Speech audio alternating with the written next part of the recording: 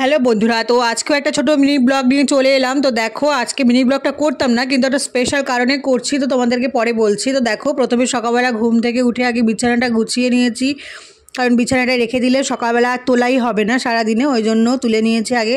তারপর দেখো, ছেলেকে দাঁত ব্রাশ করতে দিয়ে দিয়েছি, কারণ ও নিজে নিজে একটুখানি ট্রাই করে, যতটা সম্ভব মাজে, তারপরে আমি মেজে দিই।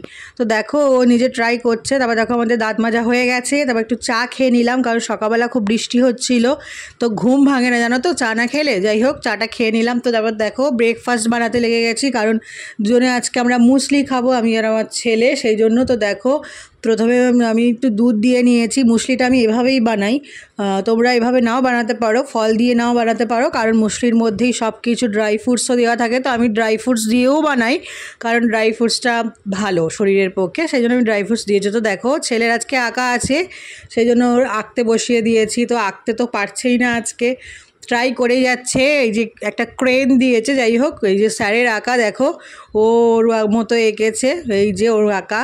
তো কেমন হচ্ছে অবশ্যই জানিও। ও যা পেরেছে তাই করেছে, কারণ ওর ঠোঁটটা পারছিল। তো দেখো, স্পেশাল কারণ হলো এটা, যে আজকে আমার বর চিকেন রান্না করেছে, জানো তো, কোনো দিনই করে না, করে মাঝে মাঝে করে, তবে আজকেরটা খুব ভালো হয়েছিল। যাই হোক, সেই জন্য তোমাদের সঙ্গে শেয়ার করলাম। তো দেখো, খাবারটাকে পরিবেশন করে দিচ্ছি। তোমরা তো জানো আমি একটু পরিবেশন করতে ভালোবাসি। তো দেখো, আজকে রান্না হয়েছিল কলমি শাক, চিংড়ি মাছ দিয়ে ভাজা, পটল আলু একটা সবজি করেছিলাম, কারণ সবজি খেতেই হয়, পাতে রাখতে হয়, ওই জন্য। তো চিকেন দেখো, ক্যাপসিকাম দিয়ে করেছিল, চিকেনটা খুব ভালো হয়েছিল খেতে। যাই হোক, দেখো, আমের চাটনিও করেছিলাম, যেটা কেউ খায় না, আমিই খাই কেবল, সেই জন্য আমার জন্যই করি আমি। তো দেখো, এই যে আমার রান্না, তো কেমন হয়েছে তোমরা অবশ্যই জানিও। আজকে দুপুরের থালি সাজিয়ে দিলাম। তারপর দেখো, ছেলেকে রেডি করে দিয়েছি, কারণ আজকে ওর আঁকা আছে, রবিবার, আঁকতে দিয়ে এসেছি। তারপর দেখো, সন্ধ্যাবেলার জন্য একটু চা খেয়ে নেবো, ছেলেকে আনতে গেছে। যাই হোক, টাটা, গুড নাইট।